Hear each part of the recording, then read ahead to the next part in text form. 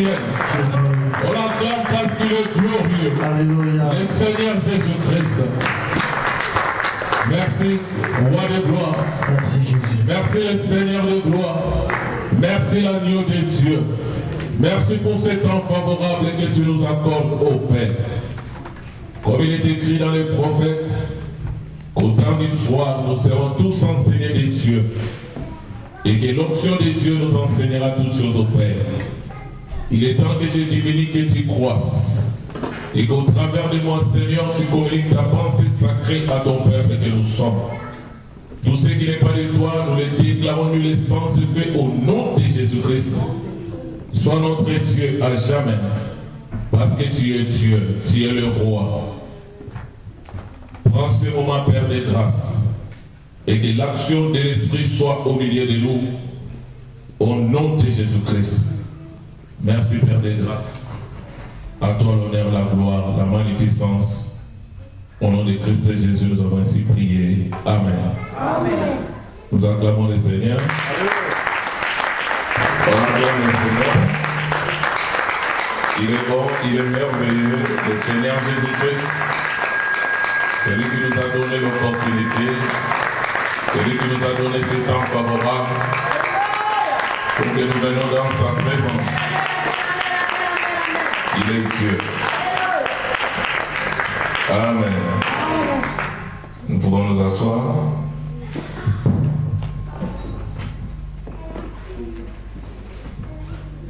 Là, nous poursuivons notre enseignement qui a pour thème poser les fondements. Amen. Nous sommes dans Hébreux au chapitre 6, les versets 1 à 2.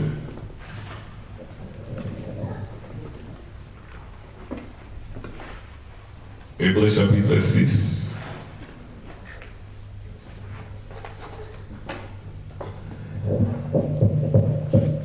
La Bible dit, c'est pourquoi laissons les éléments de la parole de Christ, tendons à ce qui est parfait, sans poser de nouveau les fondements du renoncement aux œuvres mortes, de la foi en Dieu, de la doctrine des baptêmes, de l'imposition des mains, de la résurrection des morts et du jugement éternel. Amen.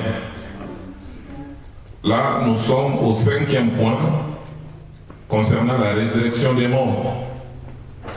Et nous allons toucher les points concernant l'enlèvement de l'épouse. Amen.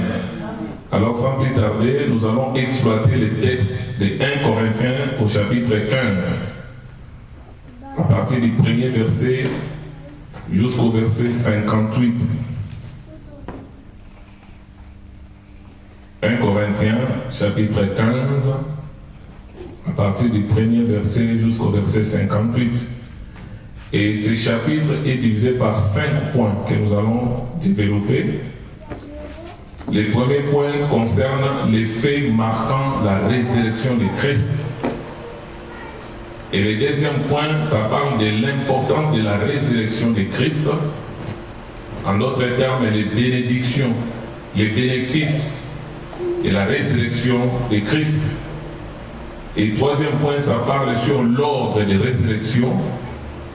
Et quatrième point, sur le corps de résurrection. Et le dernier point, ça parle sur le mystère de la résurrection. Tout cela, ça se trouve dans 1 Corinthiens 15, à partir du premier verset jusqu'au verset 58. Amen. Nous touchons les premiers points concernant les faits marquant la résurrection de Christ. L'apôtre Paul dit ceci: je vous rappelle, frères, l'évangile que je vous ai annoncé, que vous avez reçu, dans lequel vous avez persévéré, par lequel vous êtes sauvés, si vous les retenez dans les termes où je vous l'annonce, autrement vous aurez cru en vain. Amen. Et la Bible dit au verset 3, je vous ai enseigné avant tout, comme je l'avais aussi reçu, que Christ est mort pour nos péchés. Alléluia. Christ est mort pour nos péchés selon les Écritures. Il a été enseveli et il est ressuscité le 3e jour selon les Écritures. Verset 5. Il est apparu à Céphas, puis aux 12. Ensuite, il est apparu à plus de 500 frères à la fois, dont la plupart sont encore vivants, et dont quelques-uns sont morts. Ensuite, il est apparu à Jacques, puis à tous les apôtres. Après eux tous, il m'est aussi apparu à moi comme à l'avorton. Car je suis le moindre des apôtres, je ne suis pas digne d'être appelé apôtre parce que j'ai persécuté l'Église de Dieu. Par la grâce de Dieu, je suis ce que je suis. Et sa grâce envers moi n'a pas été vaine. Loin de là, j'ai travaillé plus que eux tous. Non pas moi, toutefois, mais la grâce de Dieu qui est avec moi. Ainsi donc, que ce soit moi, que ce soit eux, voilà ce que nous prêchons, c'est ce que vous avez cru. Amen. Donc les faits marquant la résurrection de Christ, là nous sommes dans le cycle de la rédemption. Et quand nous parlons du cycle complet de la rédemption, nous voyons d'abord la mort de Jésus, nous voyons l'ensevelissement, la résurrection et la glorification. Alléluia. C'est à partir de ce texte que nous allons comprendre le fait que Christ était mort à la croix pour nos péchés ne suffisait pas. Le fait que Christ a été enseveli ne suffisait pas. Il a fallu que Christ ressuscite. Parce que quelque part, plus tard, l'apôtre Paul dit, si Christ qui était mort enseveli n'était pas ressuscité, notre foi est vaine. Notre espérance est vaine. Et il se pourrait que nous sommes même des faux témoins à l'égard de Dieu parce que nous témoignons faussement qu'il a ressuscité Christ. Alléluia. Amen.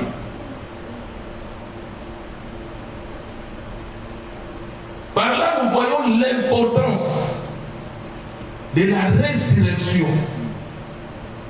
Christ était mort à cause de nos péchés. Parce que la Bible dit Dieu ne laisse jamais impuni les péchés. La sentence du péché, c'est la mort. Et rappelez-vous de l'enseignement concernant la dispensation depuis Adam jusqu'à Moïse. La Bible dit celui qui péchait, le péché n'était pas imputé sur la personne. Nous pouvons prendre le cas de Judas. Non, de Caïn plutôt. Il a tué son frère. Mais au moment où Dieu commençait à prononcer maintenant les châtiments, il dit mon châtiment est trop grand pour être supporté. Quiconque me croisera me tuera. Et l'Éternel dit, quiconque tue Caïn, Caïn sera vengé combien de fois? 7 fois. Quelqu'un qui vient de tuer.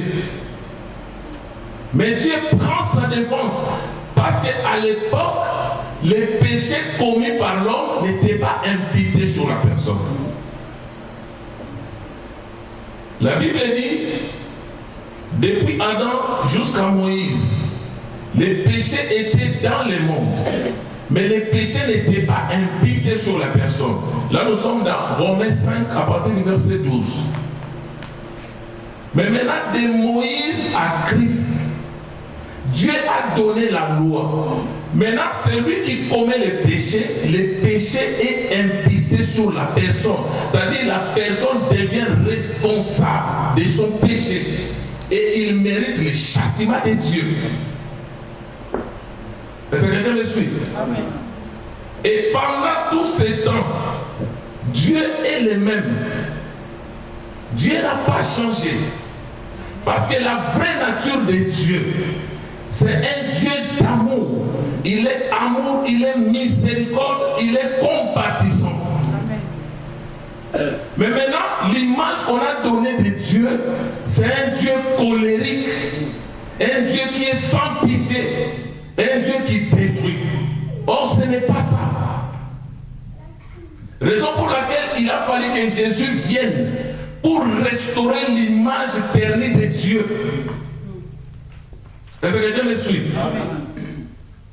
Maintenant, celui qui commettait le péché, il y avait raison de le condamner. Pourquoi? Parce qu'il y avait la loi. C'est comme tant qu'il n'y a pas la loi, tu ne peux pas condamner quelqu'un. Mais maintenant, quand la loi est arrivée, en réalité, Dieu n'a pas donné la loi à l'homme. Parce que la Bible dit la loi est spirituelle, la loi est sainte, la loi est parfaite. Quelque chose qui est sainte, parfaite et spirituelle, si tu le donnes à un homme charnel, donc il ne pourra pas l'accomplir. Mais Dieu a donné la loi pour diagnostiquer la maladie de l'homme, les problèmes de l'homme, pour que l'homme prenne conscience qu'il est pécheur et que par ses propres efforts, il ne peut pas atteindre Dieu. Amen. Maintenant, il a fallu qu'un sauveur vienne. Parce que la Bible dit la loi était comme un précepteur, comme un maître, comme un entraîneur qui devait nous amener à Christ. Une fois qu'il nous a amenés à Christ, son travail est fini. Mais maintenant, dans la dispensation de la grâce, maintenant Dieu a pris chair à la personne de Jésus. Maintenant, il a pris les péchés de l'humanité tout entière. Parce que beaucoup de chrétiens commettent cette erreur. Ils pensent que Jésus était mort à cause des péchés des chrétiens. Non. Jésus était mort à cause des péchés de l'humanité tout entière. C'est-à-dire, Dieu a pris les péchés des hommes, de tous descendants d'Adam, des Genèse à l'Apocalypse, les péchés passés, présents et futurs. Dieu a pris tous ces péchés-là, il l'a mis sur Christ. Donc les péchés que les hommes commettent dans la dispensation de la grâce, Dieu ne les impute pas sur les personnes-là, il l'a imputé sur son propre Fils. Amen. Maintenant, la colère de Dieu sur chaque péché des hommes, péché passé, présent et futur, tous ces châtiments-là, cette colère-là vis-à-vis du péché, Dieu l'a déversé sur Jésus. Raison pour laquelle Ésaïe 52 nous dit, les châtiments du Père étaient tellement grands, il ressemblait à tout sauf à un humain. Et dans Ésaïe 53 on nous dit, il a porté nos péchés, nos souffrances, nos maladies, nos infirmités à la croix. Est-ce que quelqu'un le saisit? Il a pris tes péchés, il a porté tes maladies, il a porté ta malédiction, il a porté tes infirmités et il a accepté les châtiments de Dieu. Maintenant, la différence entre le christianisme et les religions, c'est quoi? Les religions enseignent que pour entrer au ciel, il faut que tu observes des règles, des commandements, des lois. Mais dans le christianisme, ce n'est pas comme ça. Dans le judaïsme, on dit il faut accomplir la loi. Celui qui accomplit la loi vivra par elle. Est-ce que quelqu'un voit la différence? Mais dans le christianisme, il faut croire à un sauveur. Maintenant, celui qui croit en Jésus, qui croit à l'œuvre de la rédemption, sa mort à la croix, son ensevelissement, sa résurrection, sa glorification, le fait de croire en Jésus, tu es justifié. Amen. Tu n'es pas justifié à cause de ses œuvres. Tu n'es pas justifié à cause de ta sainteté. Parce que la sainteté des hommes est comme des vêtements souillés. Est-ce que quelqu'un comprend? Amen. Et je peux aller loin. Parce qu'aujourd'hui, les chrétiens pensent que Dieu nous juge, nous condamne à partir du péché que tu commets là. Hein? Ça paraît fort, mais c'est la vérité de l'évangile. On n'encourage pas les péchés. Les péchés donnent accès à Satan pour travailler dans notre vie. Un enfant de Dieu véritable, il vit la vie du royaume, il manifeste la vie du royaume. Mais cela n'exclut pas qu'il peut commettre des erreurs, n'exclut pas qu'il peut aussi tomber dans les péchés.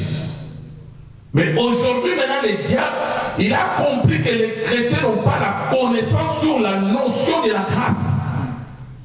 Et ça commence maintenant à détruire même les églises. Parce que mon pasteur a fait ceci, c'est fini, c'est fini. Je ne crois plus à Jésus. Quand Christ était mort à la croix, où étais-tu? Alors avec des raisonnements simples. Alléluia. Il est mort à la croix il y a 2000 ans. Toi, tu n'existais même pas. Alléluia. Amen. Mais quand il était mort à la croix, il était mort à la croix pour tes péchés. Pendant que toi, tu n'existais pas encore. C'est ça l'évangile que Paul prêche. Il dit, c'est ça l'évangile dans laquelle vous persévérez. Parce que nous ne comptons pas sur nos efforts. Et Dieu ne nous choisit pas en fonction de nos performances. Celui qui croit que Dieu le choisit à cause de ses performances, c'est qu'il n'a pas compris. Et l'amour de Dieu vis-à-vis des hommes est un amour inconditionnel. Dieu ne te dit pas, fais ceci comme ça, je vais t'aimer. Dieu nous a aimés avant la fondation du monde. Amen. Dieu t'a aimé avant que tu fasses quoi que ce soit. Car Dieu a tant aimé le monde, il a donné son Fils. Afin que quiconque croit ne périsse pas, mais qu'il ait la vie éternelle. Et l'apôtre Paul dit, c'est ça l'évangile que j'ai reçu et que je vous prêche. Et si tu ne crois pas cet évangile-là, c'est que quelque part tu crois en vain. Donc l'effet marquant, la résurrection de Christ. Christ mort à cause de nos péchés. Lui, il était sans péché. Il a été enseveli pour que la mort soit constatée. Et il est sorti du tombeau. Il est ressuscité par la puissance du Saint-Esprit. Quand Christ est ressuscité, dans Jean 20, il est ressuscité avec un corps théophanique. Marie de Magdala voulait le toucher. Il dit, ne me touche pas, parce que j'ai encore un travail à faire. Je dois monter au ciel pour traverser le tabernacle céleste, qui n'est pas construit de mains d'homme, pour présenter mon propre sang et obtenir la rédemption éternelle de vos péchés. Là, nous sommes dans Hébreux 9. Maintenant, comme le Père a vu que l'œuvre du Fils était parfaite, il dit, assieds-toi à ma droite, jusqu'à ce que je fasse de tes ennemis ton marchepied. Maintenant, Christ à la droite du Père, il a libéré le Saint-Esprit. Parce que si Christ n'était pas glorifié, le Saint-Esprit ne viendra pas. Mais comme il avait fait une promesse, je ne vous laisserai pas orphelin. Je serai avec vous. Donc il est avec nous sous la forme de l'Esprit. Amen, amen. Raison pour laquelle nous avons dit, quand nous parlons de la notion de baptême, c'est un acheminement vers le baptême dans le Saint-Esprit, où Dieu vient tabernacler dans l'homme pour conduire la personne. Alléluia. Amen. Verset 12, le deuxième point, l'importance de la résurrection. L'apôtre Paul dit ceci. Or, si l'on prêche que Christ est ressuscité des morts, pourquoi quelques-uns parmi vous disent-ils qu'il n'y a point de résurrection des morts? Là, c'était des Sadducéens et ne croyaient pas à la résurrection des morts. Par contre, les pharisiens croyaient à la résurrection des morts. Amen. Maintenant, verset 13, il dit, s'il n'y a point de résurrection des morts, Christ non plus n'est pas ressuscité. Parce que Christ, c'est le modèle. Alléluia. Donc, s'il n'y a pas la résurrection des morts, donc, Christ n'était pas ressuscité. Maintenant, il dit, et si Christ n'a pas ressuscité, notre prédication est vaine. Donc, si Christ n'était pas ressuscité, si c'est ça est la vérité, je laisse le micro, j'abandonne le ministère, parce que ça ne sert à rien. Si Christ n'était pas ressuscité, et que si cela est vrai, je vous dis, sortons, ça ne sert pas de prier. Nous allons prier sur base de quoi? Il dit, notre prédication est vaine, et que votre foi aussi est vaine. Ça ne sert plus de croire.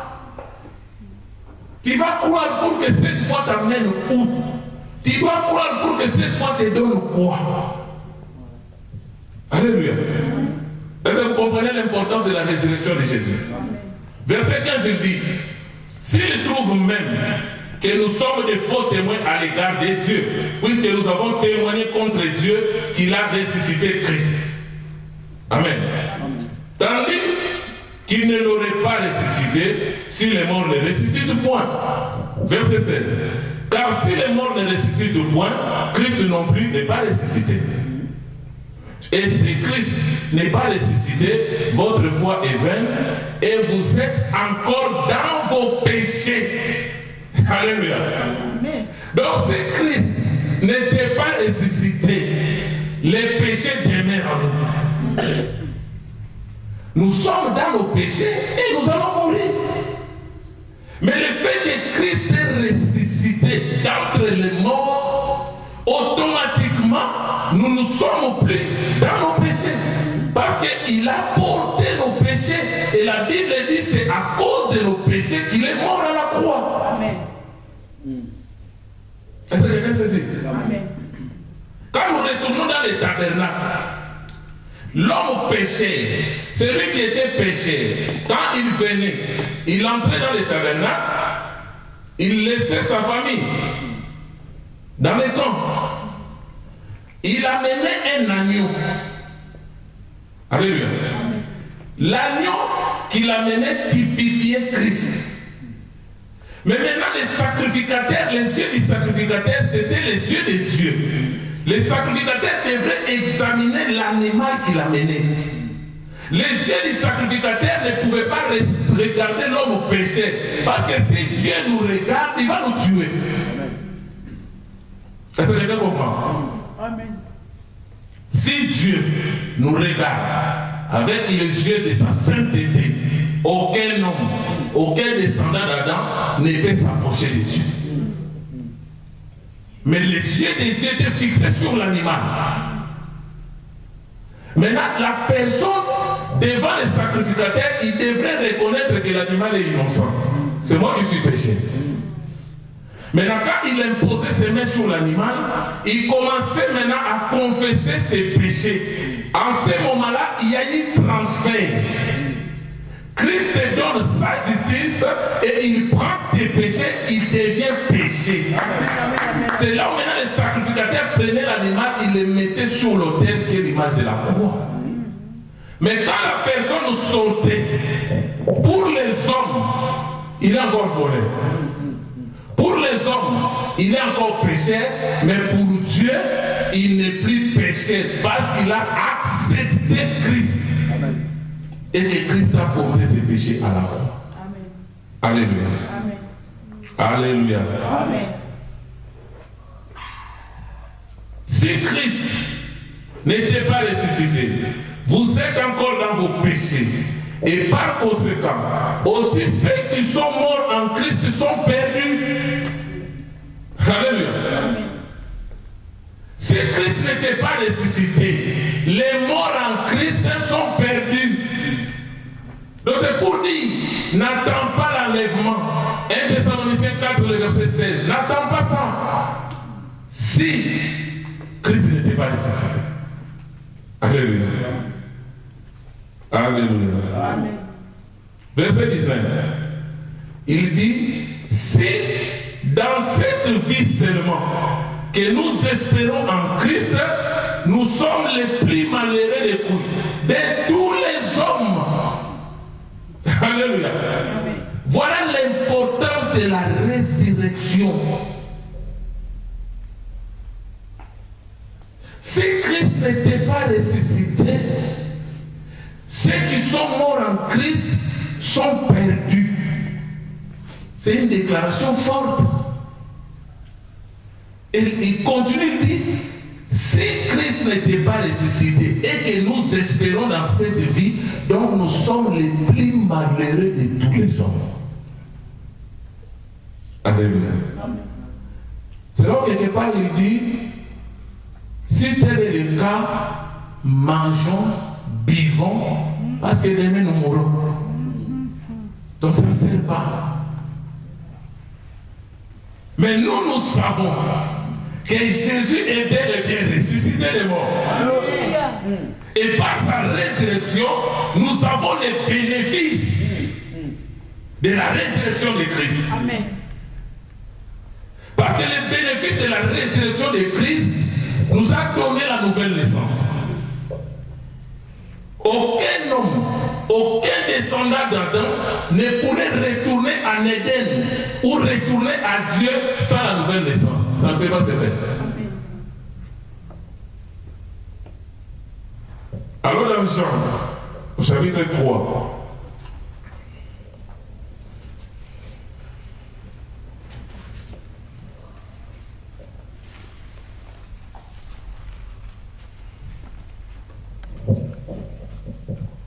Jean chapitre 3, le verset 3 à 8. Là, nous voyons l'histoire de Jésus avec Nicodème. Jésus lui répondit, en vérité, je te le dis. Si un homme n'est né de nouveau, il ne peut voir le royaume de Dieu.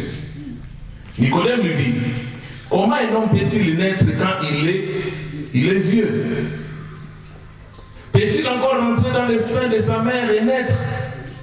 Jésus lui répondit, en vérité, je te le dis, si un homme n'est né d'eau et d'esprit, il ne peut pas entrer dans le royaume de Dieu. Ce qui est né de la chair est chair, ce qui est né de l'esprit est esprit.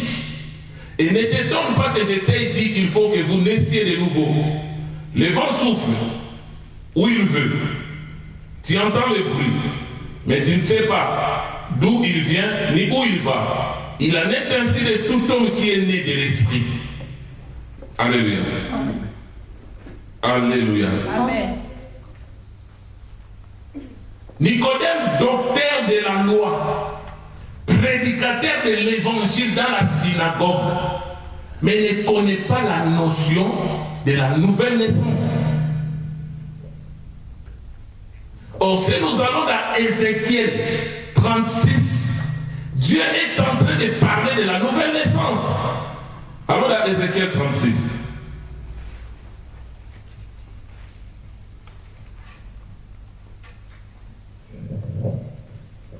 Le verset 26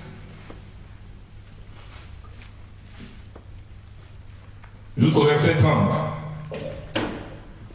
Je vais lire quelques versets.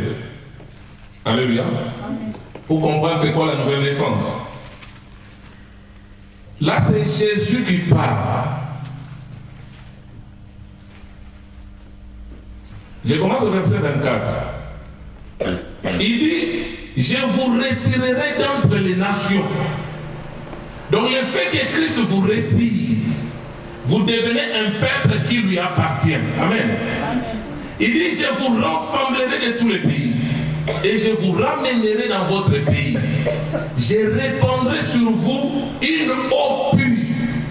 Cette eau ici, ce n'est pas l'eau physique, c'est la parole de Dieu. Je répandrai sur vous ma parole. Vous serez purifiés, parce que c'est la parole qui purifie. Et je vous purifierai de toutes vos souillures et de tous vos idoles. Verset 26. Je vous donnerai un cœur nouveau. Alléluia. Celui qui est né de nouveau, Dieu lui a donné un cœur nouveau. Maintenant, je pose la question à nous, chrétiens, qui croyons la nouvelle naissance. Toi, tu te dis, tu es né de nouveau. Mais ton cœur, est-ce que tu as un cœur nouveau? Alléluia. Parce qu'un cœur nouveau, ce n'est pas un cœur rempli de jalousie. Ce n'est pas un cœur rempli de haine. Ce n'est pas un cœur rempli de méchanceté. Ce n'est pas un cœur rempli de la duplicité. Ce n'est pas un cœur rempli de toutes ces choses-là. Parce que le cœur qui a la méchanceté, c'est le cœur que tu avais, le cœur adamique. C'est là où nous disons que tout homme, qu'il soit calme, qu'il ne soit pas conflictuel, qu'il soit gentil, selon le monde, tant qu'il n'a pas reçu Jésus, son cœur est mauvais.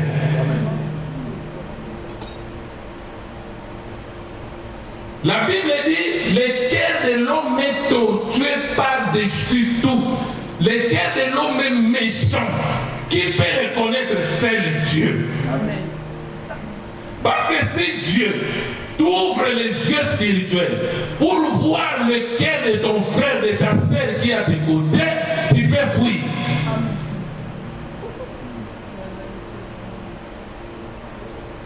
On se dit chrétien,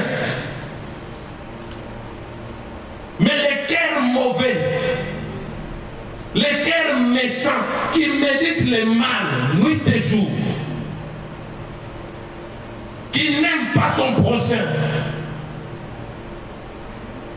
rivalité, esprit de compétition. Tu te dis chrétien, tu es encore croyant. Parce que chrétien veut dire comme Christ, et Christ n'a pas ce cœur-là.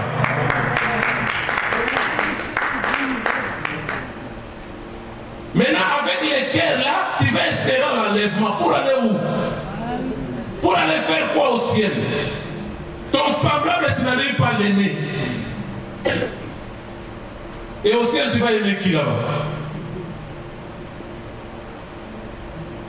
Alléluia. Amen. Restons d'abord là.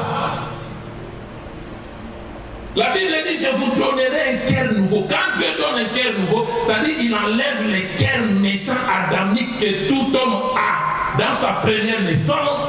Maintenant, dans la nouvelle naissance, il te donne un cœur nouveau. Amen.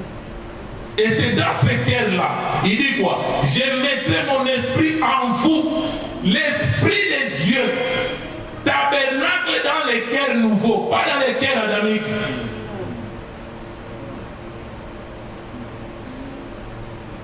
Alléluia. Amen. Il dit, j'ôterai de votre corps les cœurs de pierre. Les cœurs de pierre, c'est les cœurs insensibles aux choses de Dieu. Un cœur incrédule qui ne croit pas aux choses de Dieu.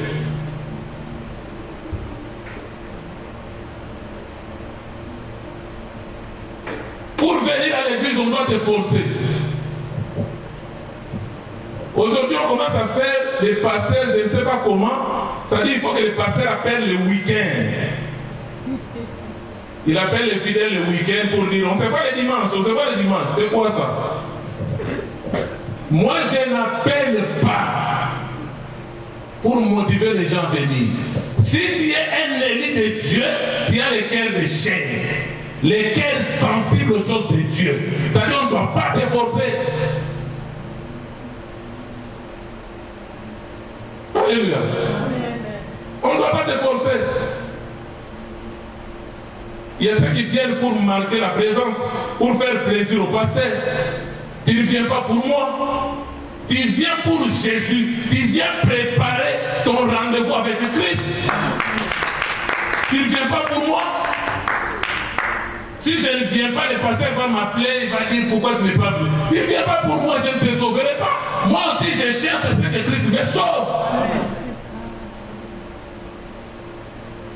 Alléluia.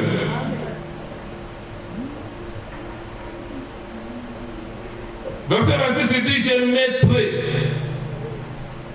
mon esprit en vous et je ferai en sorte que vous suivez mes ordonnances et vous observez et pratiquez mes lois. Ça dit, c'est Dieu qui fera.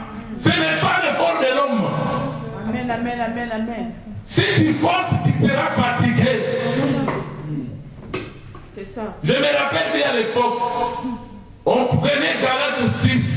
19 à 21, les œuvres de la chair. Tu écris tous les œuvres de la chair, tu mets devant la porte. Tu réveilles le matin, tu te dis, ça j'ai déjà accompli, ça j'ai déjà accompli, passe encore, passe encore, passe encore. Tu passes le temps. Alléluia. Alléluia. Amen, amen.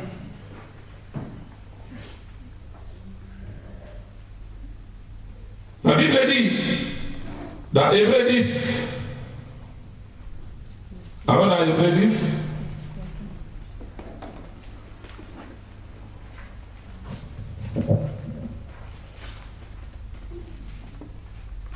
le verset 19 à 23, là nous sommes dans les bénéfices ou l'importance de la résurrection de Christ, ce qu'il nous a apporté. Ainsi donc, frères, nous avons au moyen du sang de Jésus une libre accès dans les sanctuaires par la route nouvelle et vivante qu'il a inaugurée pour nous au travers du voile, c'est-à-dire des achères. Il fallait que Christ soit déchiré à la croix pour que la route vers l'Éden, la route qui nous a été interdite quand Adam et Ève ont péché. Maintenant, Christ a inauguré pour que nous puissions retourner à l'Éden. Voilà les bénéfices de la résurrection de Christ. Et la Bible dit, nous avons un souverain sacrificateur établi sur la maison de Dieu. Approchons-nous donc avec un cœur sincère, dans la plénitude de la foi, les cœurs purifiés d'une mauvaise conscience et les corps lavés d'une eau pure. Retenons fermement la profession de notre espérance, car celui qui a fait la promesse est fidèle. Alléluia. Christ a inauguré la route qui était fermée. Éden était fermé. Alléluia. Raison pour laquelle dans Jean 10, il traite tous ses prédécesseurs de voleurs et de brigands. Parce que moi je suis la porte des brebis. Tant que je ne suis pas venu sur la terre, la porte était fermée. Mais maintenant vous êtes venus pour entrer en contact avec mes brebis. Vous êtes entrés par quelle porte? Vous avez escaladé le mur. Or le propriétaire n'escalade pas. Il dit le bon berger, il vient. Le portier lui ouvre la porte, il entre. Il parle avec ses brebis. Les brebis entendent sa voix et ils les suivent. Amen, amen, amen, amen. Quand vous allez dans Jean 3, le verset 12 à 13, la Bible dit, Jésus a fait une déclaration forte. Avant de dire cette déclaration, je vais vous poser une question. Enoch, dans Genèse 5, n'est-ce pas, il a marché avec Dieu. Et il fit enlever. Et quand nous prenons Élie, il a marché avec Dieu. Il a été pris dans le tourbillon, il est monté au ciel. Hein? Mais Jésus est venu. Dans Jean 3, il dit personne n'est monté au ciel si ce n'est le Fils qui est descendu du ciel. Où est Enoch et Élie? Alléluia. Donc c'est pour nous dire, Dieu les a gardés quelque part. Parce que le ciel, c'est Jésus. Amen. Aussi longtemps lui-même n'était pas venu. Le ciel était fermé. L'accès était fermé pour tout le monde. Est-ce que quelqu'un me suit? Amen. Alléluia. Alléluia. Amen. La Bible dit, il a inauguré cette route pour que nous puissions rentrer en Éden. Éden, dans le tabernacle, c'est le lieu très saint. Alléluia. Amen. Or, si nous retournons dans le tabernacle de Moïse, écoutez-moi bien, qui entrait dans les lieux très saints? C'était le souverain sacrificateur Aaron. Il entrait une fois par an, le jour de la fête des expiations du péché. Mais quand Aaron entrait, en réalité, si Aaron n'était pas revêtu de vêtements sacrés, Dieu allait le tuer.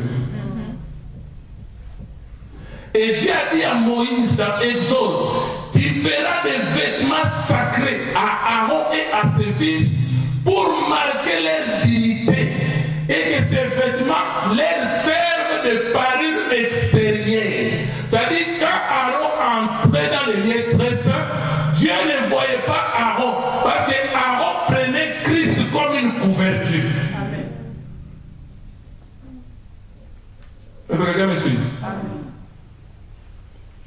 De la même manière, quand Isaac voulait bénir ses enfants, la bénédiction revient au fils aîné. C'était à Esaü.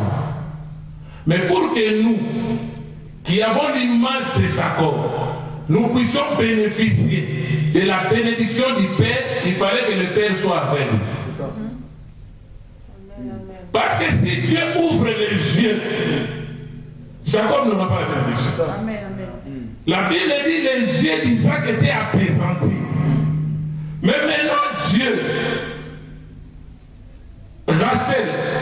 Rebecca, en tant que Saint-Esprit, il connaît la pensée du Père. Il connaît la pensée d'Isaac. Il dit à son fils, viens, je vais te préparer pour que tu reçoives la bénédiction.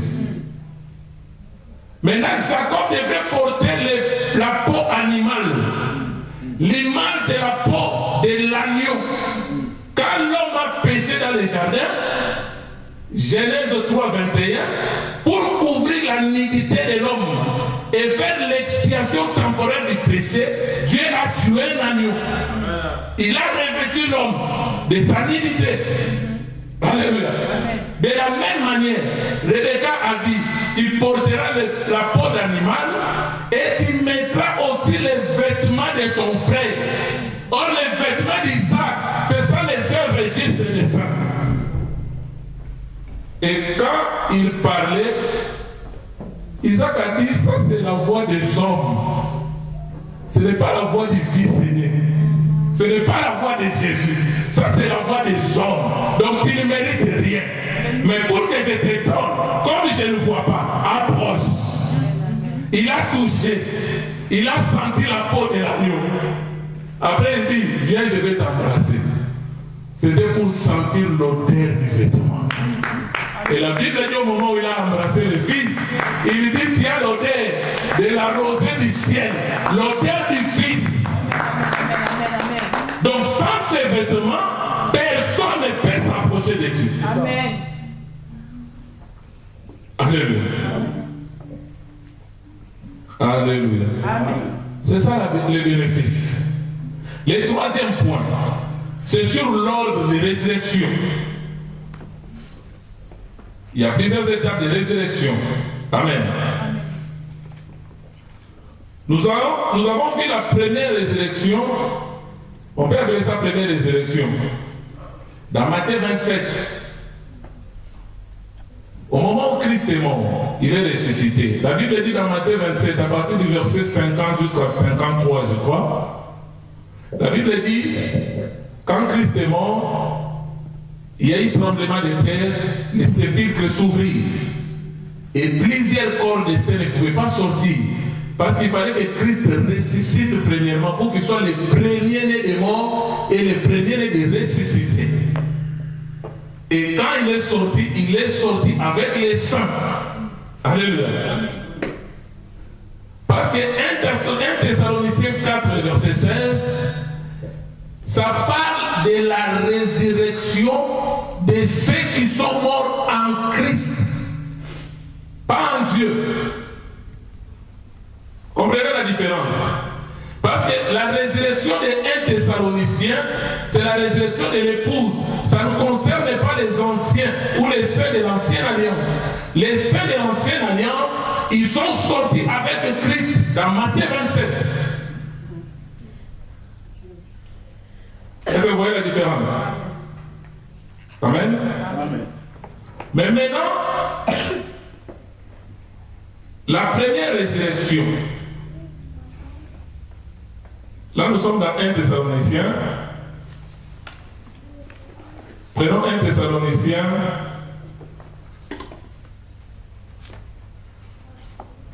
Chapitre 4.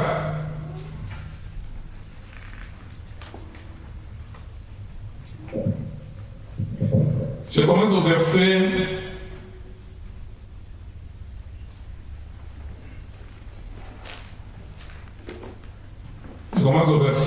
14. 14 jusqu'à 18. Vous y êtes? Je vais commencer au verset 13. Nous ne voulons pas, frères, que vous soyez dans l'ignorance, hein, au sujet de ceux qui sont décédés, afin que vous ne vous affligez pas comme les autres qui n'ont point d'espérance. Nous avons de l'espérance, même si nous mourrons physiquement. Amen. Verset 14. Car si nous croyons que Jésus est mort et qu'il est ressuscité, croyons aussi que Dieu ramènera par Jésus et avec lui ceux qui sont décédés. Donc la résurrection, écoutez-moi bien, la résurrection ne se fait pas de l'homme lui-même. Amen. C'est vrai. Hein? La résurrection ne se fait pas de l'homme lui-même. Toi-même, tu es mort, tu te décides de réveiller, de ressusciter. Ça ne se fait pas. La Bible dit, Dieu ramènera par Jésus et avec lui ceux qui sont morts. Quand vous prenez Romains 5, non Romains 6, à partir du verset 1er, nous étions baptisés en Christ, en sa mort, en son ensevelissement et à sa résurrection. Amen. Donc au moment où Christ était mort, moi, bien que physiquement je n'existais pas, mais comme je suis son épouse, j'étais en lui. J'étais mort avec lui, enseveli avec lui, ressuscité avec lui. Amen. Et ma position, je suis assis avec lui à la droite du Père. C'est là où nous disons ceci. Ne peut espérer en l'enlèvement que c'est lui qui est assis avec Christ à la droite. Si tu n'es pas assis avec lui, n'espère rien. Si tu n'es pas mort, enseveli et ressuscité avec Christ, n'espère rien. Mais c'est celui. Ils sont ressuscités avec lui. Amen. Après, il continue de dire, voici en effet ce que nous vous déclarons d'après la parole du Seigneur. Nous les vivants, restés pour l'avènement du Seigneur. Nous ne dévancerons pas ceux qui sont décédés. Les vivants en Christ ne précéderont pas les morts en Christ. Alléluia. Il dit, car le Seigneur lui-même, ce n'est pas un prophète ici. Alléluia. Ce n'est pas un prophète. Parce qu'il y a des gens qui attribuent ça à un prophète. Mais la Bible dit, le Seigneur lui-même a un signal donné à la voix d'un archange et au son de la trompette de Dieu descendra du ciel. Et les morts en Christ ressusciteront premièrement. Ensuite, nous les vivants. Quand l'apôtre Paul parlait, parce qu'il était vivant, est-ce que quelqu'un me suit? Aujourd'hui, l'apôtre Paul est mort. Il fait partie de ceux qui sont morts en Christ. Marie, la mère de Jésus, là, elle est morte. Elle attend l'enlèvement. Elle est là. Alléluia. On ne peut pas faire de Marie notre intercesseur. Alléluia. Amen, amen. On dit ensuite nous les vivants qui seront restés, nous serons tous ensemble enlevés avec eux sur les nuées à la rencontre du Seigneur dans les airs. Ainsi nous serons toujours avec lui. Consolez-vous donc les uns les autres par ces paroles. L'enlèvement existe. Ce n'est pas une science-fiction. Un vrai chrétien, un vrai élu, racheté de Dieu, il sait que sur la terre nous sommes des voyageurs, nous sommes des pèlerins. Un jour nous partirons, nous retournerons dans notre royaume. Amen, amen. Luc 15, le fils prodigue, il était d'abord dans la maison du Père avec le fils aîné. Quand il a quitté le Père, c'est ça l'image de celui qui vient dans tous les hommes. Mais la Bible dit au temps marqué, étant rentré en lui-même, il a dit je dois retourner. Mais quand le fils prodigue retourne, il n'a pas amené ses amis. Alléluia. Amen. Il vivait dans le monde. Il avait des relations. Il avait des amis. Mais quand il est question de retourner au royaume, ne peut retourner dans la maison du Père que celui qui y était. Amen, amen, amen. C'est pourquoi dans les choses de Dieu, on ne force personne. Si tu n'as pas été dans ce royaume-là, tu ne retourneras pas. On peut te prêcher nuit et jour, tu resteras insensible. Mais un aiglon, quand on parle des choses du royaume, ça jubile, ça secoue. Alléluia. L'Éternel a dit à Moïse, dans Nombre 10, les versets 1 à 7, il dit tu feras des trompettes d'argent. Alléluia. Il dit la première trompette, tu les sonneras sans éclat. C'est pour préparer le peuple. C'est pour rassembler le peuple. Mais la deuxième trompette, on les sonnera avec éclat, c'est pour le départ. Amen. Donc 1 Thessaloniciens 4, 16, ça c'est la deuxième trompette qui sonnera avec éclat.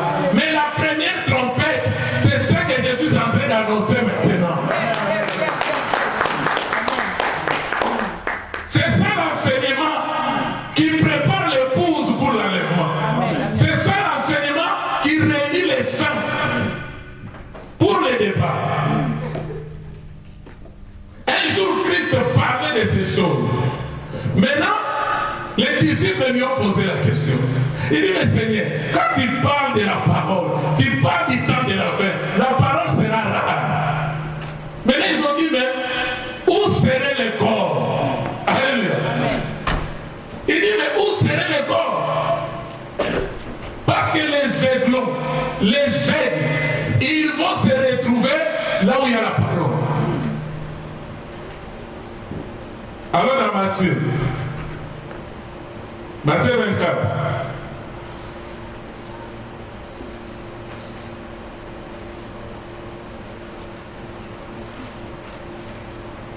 Matthieu 24, le verset 27 et 28. Vous notez aussi Luc 17, 33 à 37. Matthieu 24, 27 à 28 nous dit, car comme l'éclair part de l'Orient et se montre jusqu'à l'Occident, ainsi sera l'avènement du Fils de l'homme. Parce que l'avènement c'est sans l'enlèvement. Amen. On dit au verset 28, en quelques lieux, que soient les cadavres, là s'assembleront les vautours. Amen. Alors dans Luc 17.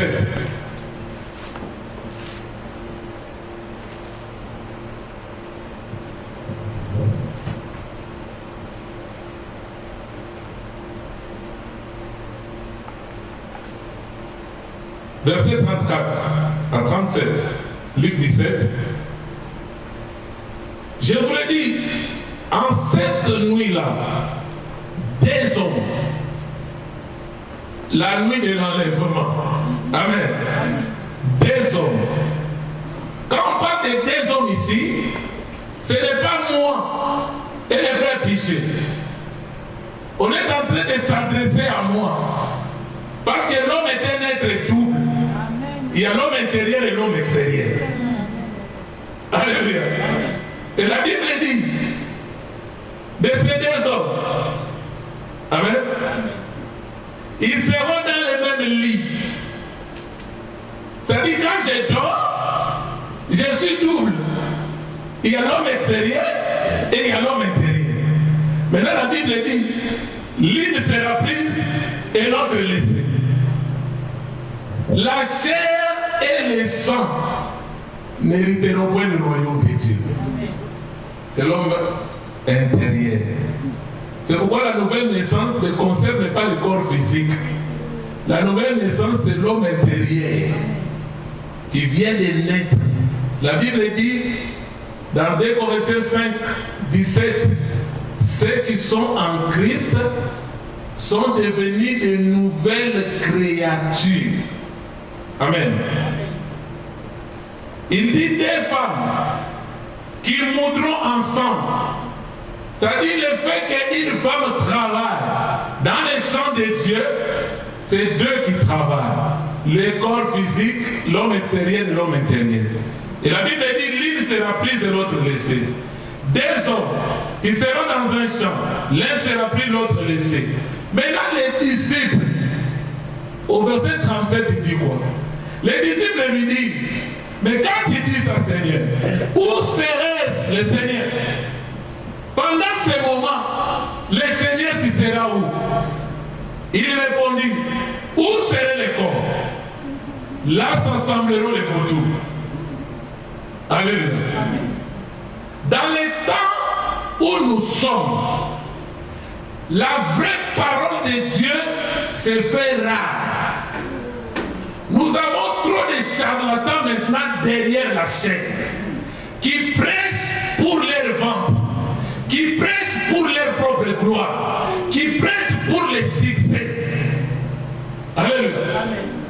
Ça devient rare. Et dans 2 Timothée 4, la Bible dit, vers les derniers temps, les gens ne supporteront plus la sainte doctrine. Ils auront la démangeaison d'écouter les choses qui plaisent aux oreilles.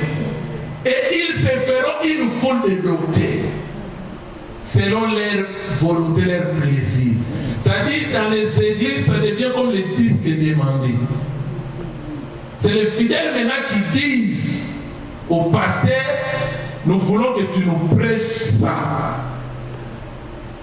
Le mois prochain, nous voulons que tu nous prêches ça.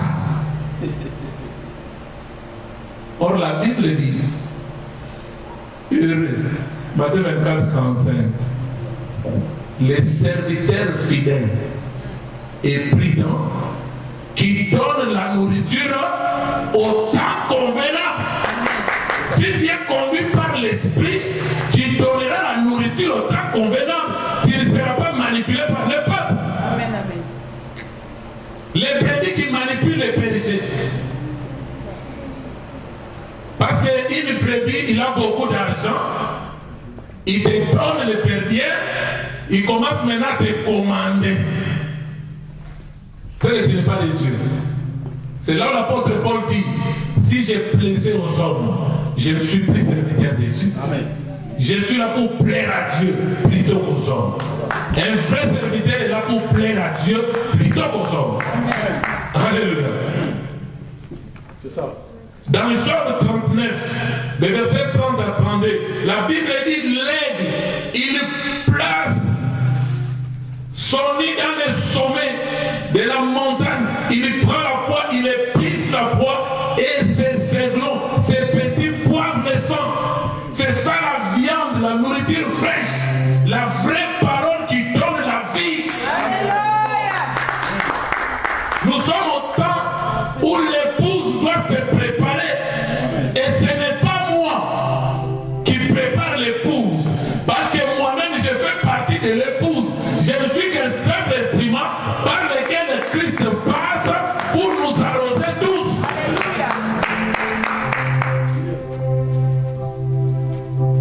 Il dit, Marie, aimez vos femmes comme Christ a aimé l'Église. Il s'est livré lui-même pour elle, en les purifiant, en les sanctifiant, par l'eau de sa parole, pour faire paraître cette épouse sans tache, ni ride, ni rien de semblable, saint et irréprochable devant lui-même. Ce n'est pas un homme. Moi-même, j'en fais partie de cette épouse qu'il est en train de purifier. Et la Bible dit la parole que vous écoutez vous purifie. Au moment où cette parole sort, ça me purifie aussi. C'est là l'apôtre Paul a dit, je ne veux pas, après avoir prêché aux autres, que moi-même je sois désapprouvé. Raison pour laquelle je traite durement mon corps, je le mets été assujetti pour qu'après avoir prêché aux autres, que moi aussi je puisse hériter le royaume. Alléluia. Et dans les temps où nous sommes, les vautours, dans la vie naturelle des vautours, quand ils voient un corps, un animal qui est en train de s'aliter pour mourir, les vautours, ils commencent à faire les tours. Ils attendent le moment. Et pendant ce temps, ils sont en train de siffler pour appeler d'autres vautours pour dire, il y a la nourriture ici. Pendant qu'il y a la famine dans le monde, mais en Égypte, il y a la nourriture. Et comme Joseph était en Égypte, il a compris que je dois faire appel à mes frères. Venez, ici il y a la nourriture. Un élu, si c'est que là, je me retrouve, il commence à appeler les autres. Venez, il y a la nourriture. Mangeons. Et quand les vautours commencent à faire le tour, les prédateurs, les lions, les hyènes, les loups, le fait de voir les vautours, ils savent qu'en bas il y a un corps. Maintenant, allons pour s'emparer de cette parole. Donc le fait que vous vous réunissez là où il y a la parole, les vautours, les prédateurs viennent aussi. Mais maintenant, quand les vautours descendent sur l'animal, ils les mangent à la hâte. Exode 12, vous mangerez l'agneau à la hâte parce que le moment du départ est arrivé. La première trompette a sonné, ça vous a rassemblé dans la maison où il y a le sang de l'agneau devant les portes. Maintenant vous devez manger cette parole à la hâte. Vous devez manger la parole de Dieu à la hâte parce qu'il n'y a plus de délai. L'enlèvement peut intervenir maintenant. Il y a des gens qui disent, Jésus a dit, je reviens bientôt, mais ça tarde. Même si ça tarde, le plus important que je sois en Christ, parce que la mort peut me surprendre, mais que je sois mort en Christ. Quand nous prenons le mystère, le corps de la résurrection, le quatrième point, avec 1 Corinthiens. Retournons dans 1 Corinthiens 15.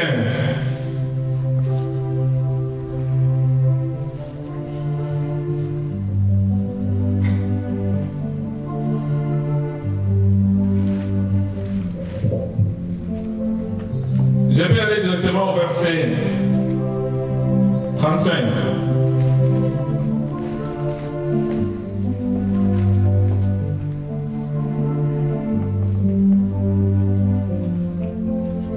Quelqu'un dira, comment les morts ressuscitent-ils? Et avec quel corps viennent-ils? L'apôtre dit insensé. Ce que tu sèmes ne répand point vie sur lui-même. Ce que tu sèmes, ce n'est pas le corps qui naîtra.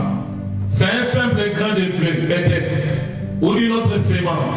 Puis Dieu lui donne un corps comme il lui plaît. Et à chaque sémence, il lui donne un corps qui lui est propre. Toute chair n'est pas la même chair, mais autre est la chair des hommes, autre celle des quadrupèdes, autre celle des oiseaux, autre celle des poissons.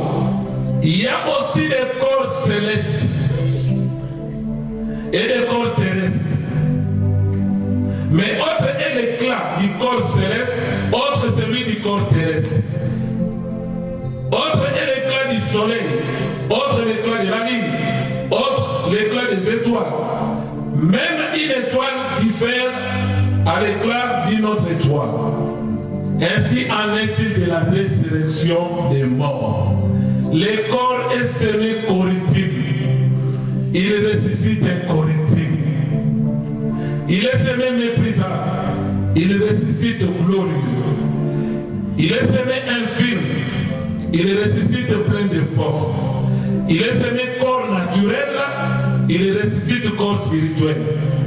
Il y a un corps naturel, il y a aussi un corps spirituel. C'est pourquoi il dit, le premier Adam devait une âme vivante, mais le dernier Adam est devenu un esprit vivifiant.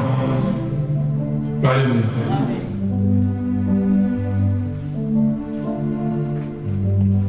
Je vais continuer le dimanche prochain. Vous allez comprendre que le premier Adam devrait mourir parce qu'il était l'homme naturel. Maintenant, la résurrection du premier Adam, c'est le dernier Adam, qui est l'homme spirituel, Jésus-Christ.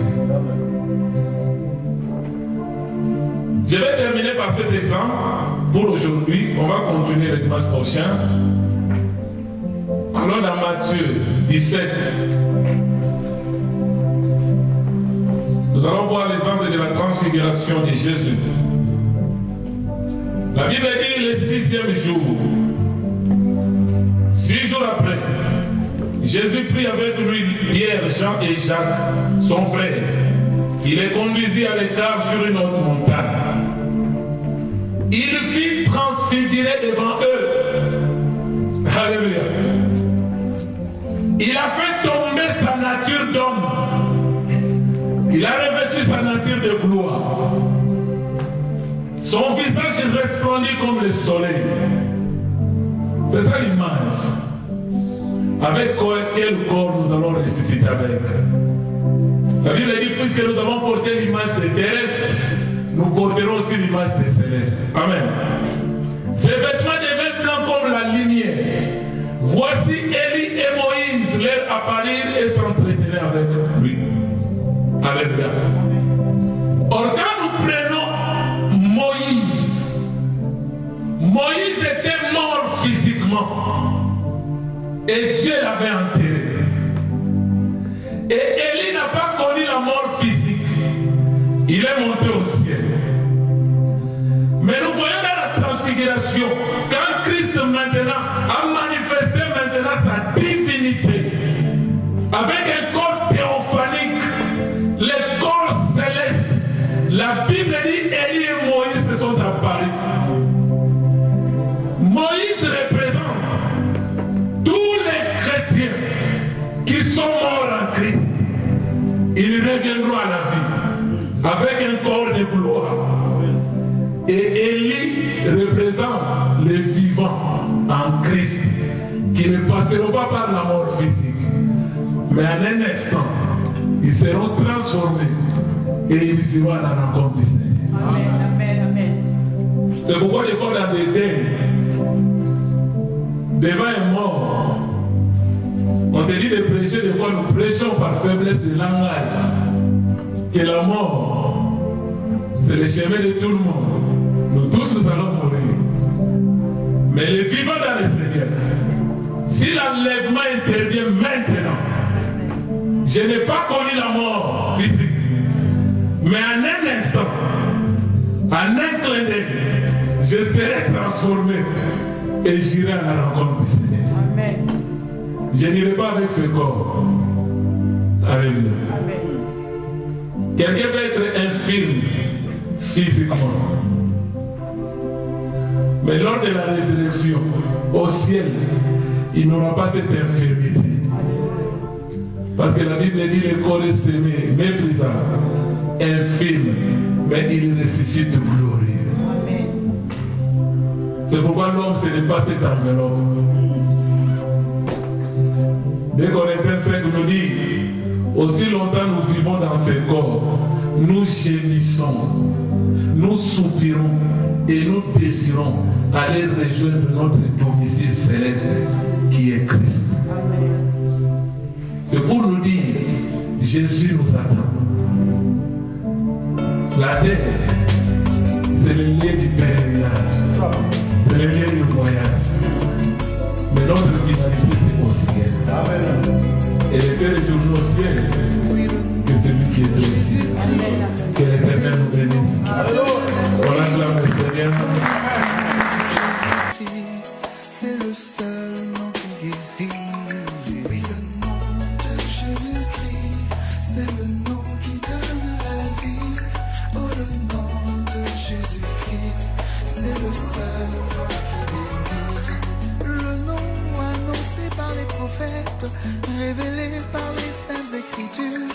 Oui, le nom de Jésus-Christ, c'est le nom qui donne la vie. Le nom de Jésus-Christ, c'est le nom qui donne la vie. Seigneur. Oh, le nom de Jésus-Christ, c'est le seul nom qui bénit.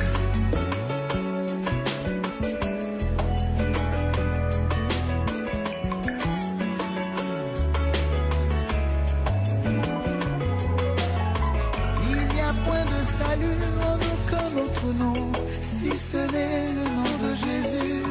Oui, le nom de Jésus-Christ, c'est le nom qui donne la vie. Oh, oui, le nom de Jésus-Christ, c'est le nom qui donne la vie.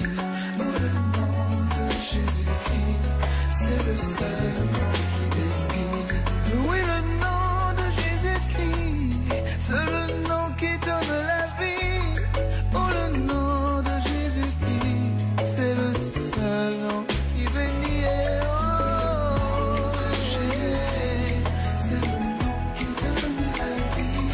Oh, le nom de Jésus-Christ, c'est le seul nom qui guérit. Gloire, gloire à ton nom. Gloire, gloire à Jésus. Oh, gloire à ton nom.